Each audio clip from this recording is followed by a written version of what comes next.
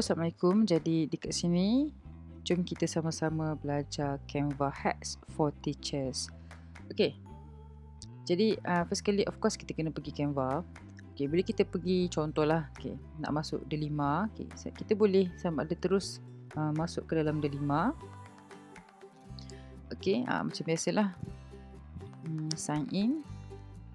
And then bila dia keluar dashboard D5 macam ni, jadi kita boleh cari Canva.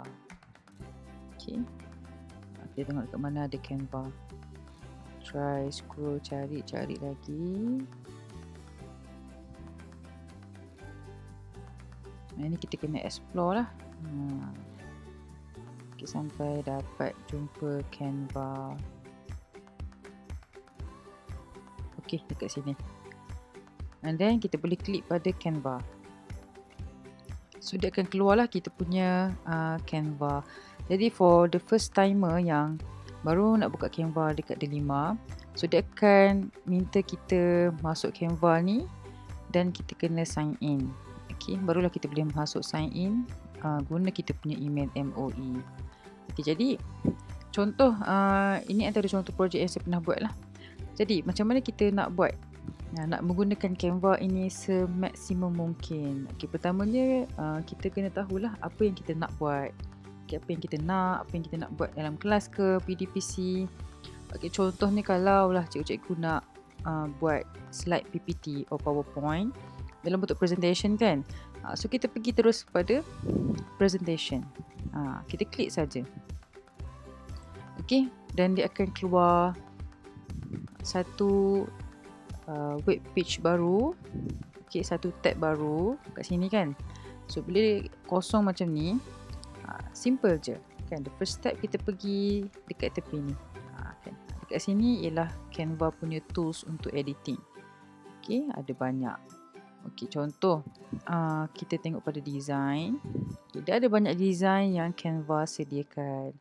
Okay, kalau cikgu nak cute-cute untuk students, untuk kelas yang ceria-ceria, dia komod kan. So cikgu-cikgu boleh tulis apa-apa keywords dia. Okay, contoh kalau kata nak PowerPoint kita tu bertemakan kanak-kanak kan, untuk pelajar-pelajar kecil, so kita mungkin boleh tulis kids ke kan, and then klik je, dia akan keluar banyak designs yang kita boleh pilih dan kita boleh edit mengikut kita punya cita rasa. Dan contoh kalau saya nak design yang cuma comel, memang semua comel lah, dan kita nakkan yang design ni, kita klik saja dan dia ada banyak slides dekat sini. Kalau kita nak semua kan, kita boleh klik apply all 10 pages. Tapi kalau kita nak satu je ke, kita klik je lah satu kan. Tapi kalau nak mudah, kita terus je klik apply all 10 pages, and then kita boleh edit mengikut cita rasa kita. Okay, untuk setiap satu ni. Untuk gambar ni pun kita boleh letak gambar yang kita nak sendiri.